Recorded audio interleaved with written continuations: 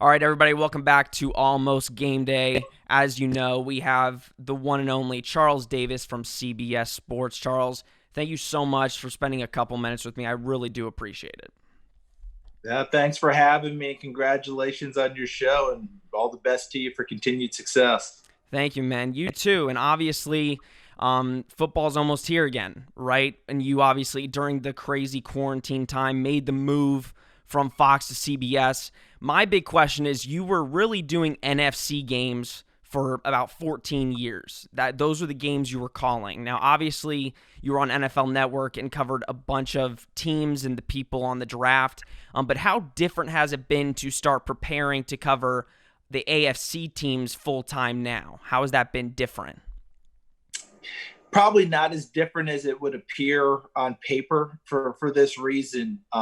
One, in recent years, the NFL has done a lot more crossover games between networks because, you got to supply a lot of different groups now, right? You get Thursday night football, which pulls inventory. You got Monday night football, Sunday night football, and then, of course, CBS and Fox. So with everyone pulling inventory, trying to balance games, I just feel like the league has looked at it and said, we've got to try and get this thing balanced out a little bit more. So we've had some crossover. So I've done AFC games, not just where AFC teams are playing NFC, but some pure AFC versus AFC matchups. And, I thought about it this offseason and realized there are very few teams in the league I have not seen, in my career. I think it's like 2 or 3, period.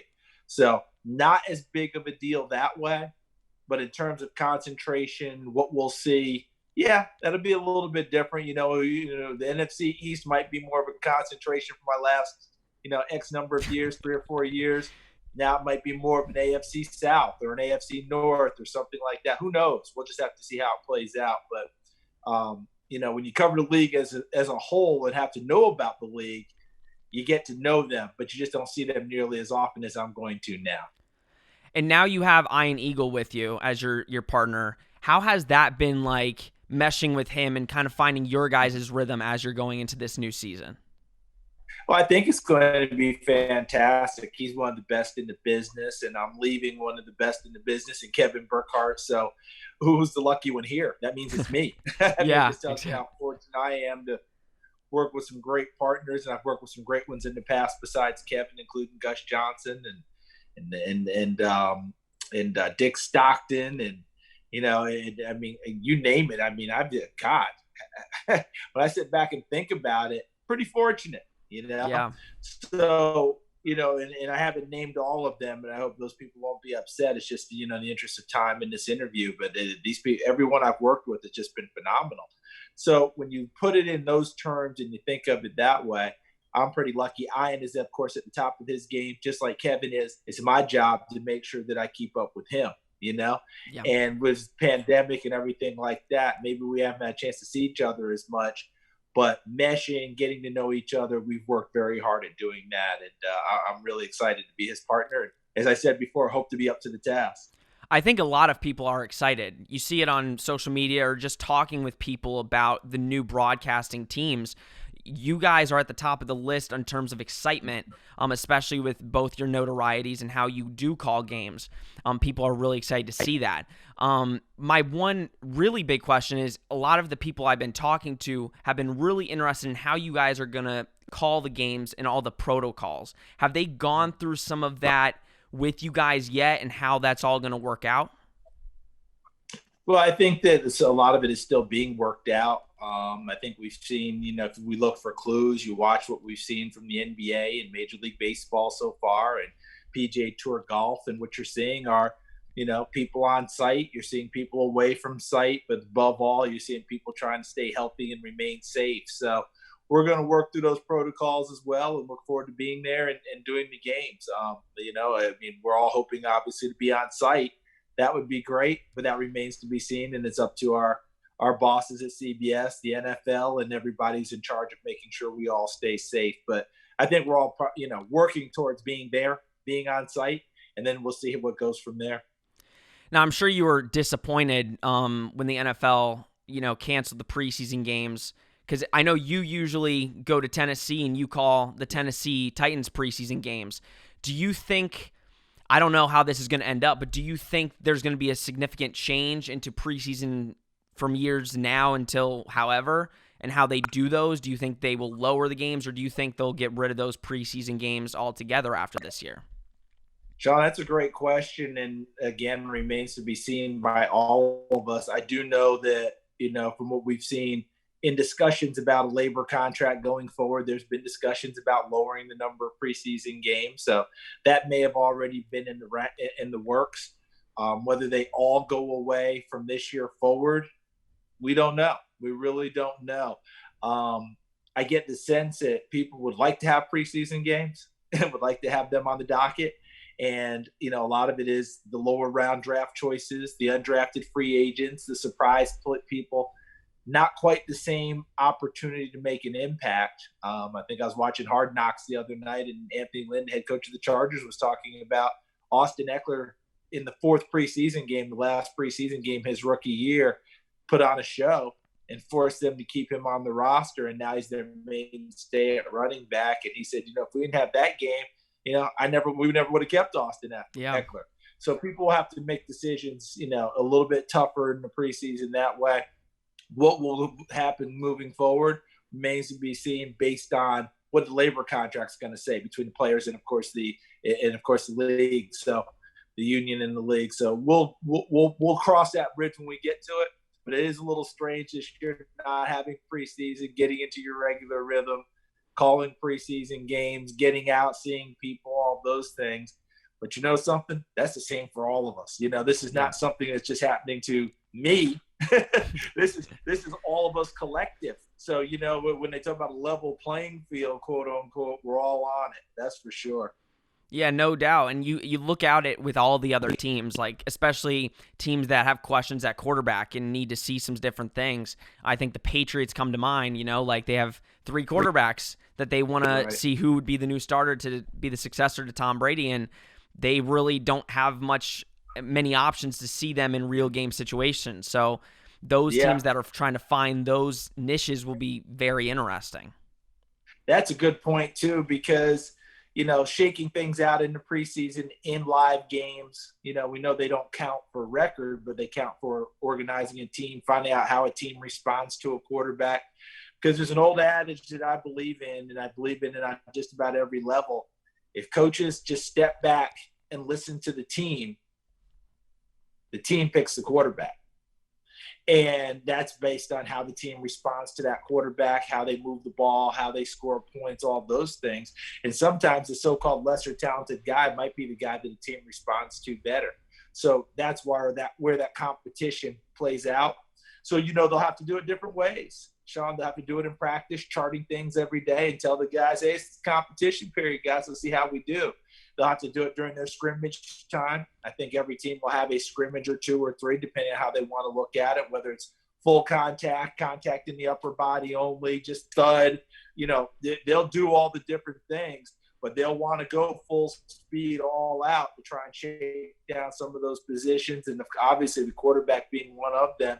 And you identified New England. We're all looking at that one because that's a big-time deal. Cam Newton in New England, you don't think of him as anything but a starter. But for the longest time after the draft, when New England didn't take a quarterback or sign one, we thought Jarrett Stidham would be their starter. So you're exactly right. There's a competition going on there. Bill Belichick, of course, playing his cards close to the vest. And that place, among others, will have those types of competition. And the quarterbacks always lead our attention span.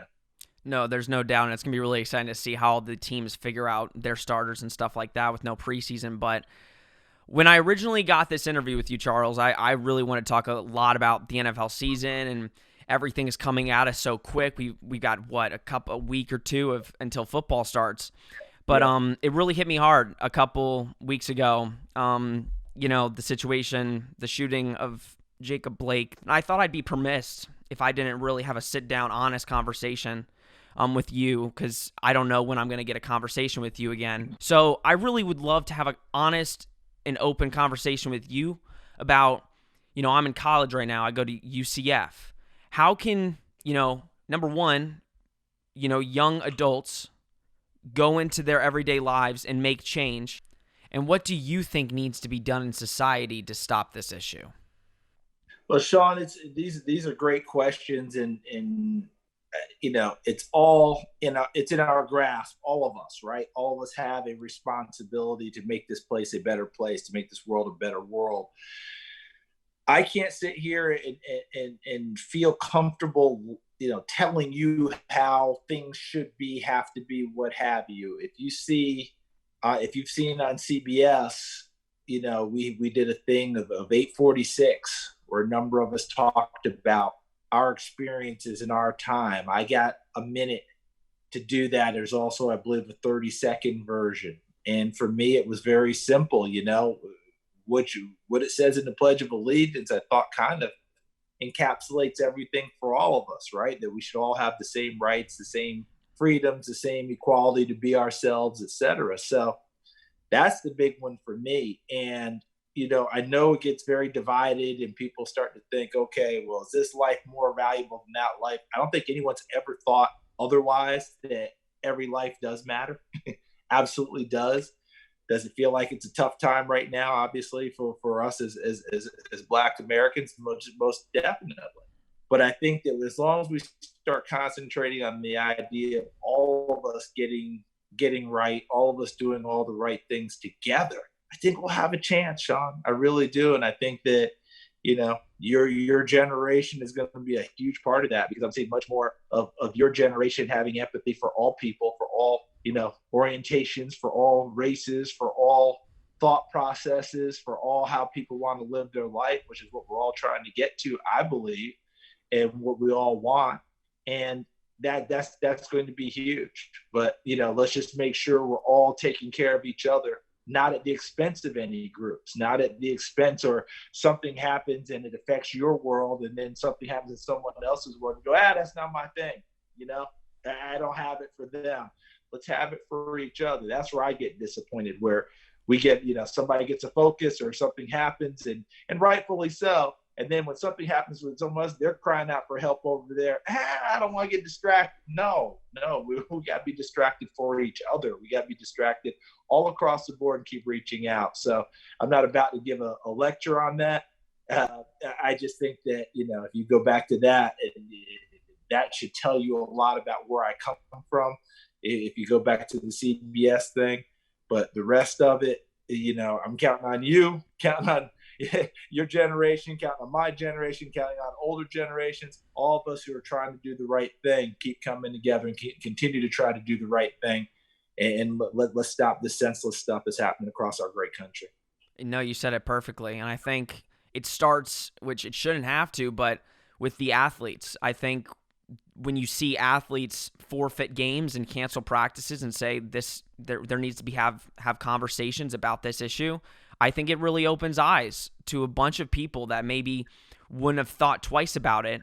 But now when you have athletes coming in where really everybody loves sports and everybody comes together around sports, to see conversations happening when athletes say, no, this is not right, and people that might have not looked at it like that now are starting to think that way. It's a really important thing to look at, and sports does that for people. Yeah, I have a lot of admiration for the people who have gone out there and tried to shine light on justice for all, social justice, whatever we want to, whatever the frame is for it, whatever the proper term. I just have admiration for them. I have admiration for the people in daily walks of life who don't have the same platform, who are trying to do the same thing. Their voices need to be heard as well, and equally so. And I think the admiration is really big for everyone trying to do it in the right way. Do it peacefully, do it calmly, work with each other. No one's advocating violence. No one's advocating doing it the wrong way. They shouldn't be, that's for sure. And I have an admiration for each and every person in this great world of ours that's trying to do it right and trying to live their life. And even if they're not out there in the streets marching or, holding up signs or whatever, they're just doing right with their neighbor, right? If they just see someone on the street and, hey, how you doing? Good to see you. Hey, can I help you with your grocery? But it's the little things that lead up to the big things. And I'm just looking forward to all of us continue to try and do the right things for each other. Well, Charles, I appreciate you coming on and talking about any topic that I throw your way. I hope that we can talk soon. I hope we can talk in the future, and I hope you have a great start to the NFL season, whatever that's going to look like. So thank you for taking the I time. Thank you, Sean. I appreciate that. It's awfully kind of you. And I wish you all the best as you embark on this new venture for yourself. It's an exciting time in your life and in your world. And I know you're going to be very, very successful. And I look forward to watching that and applauding you from afar. So all the best to you. You keep knocking them down and doing your thing. And like all of us, we'll all keep trying to get better and keep trying to grow in every aspect of our lives, whether it's professional, personal, whatever. That's what I'm trying to do. I know that's what you're trying to do. And I'm sure plenty of people who are viewing this will feel exactly the same way. Absolutely. Thank you so much, Charles. Thank you, Sean. Take care now.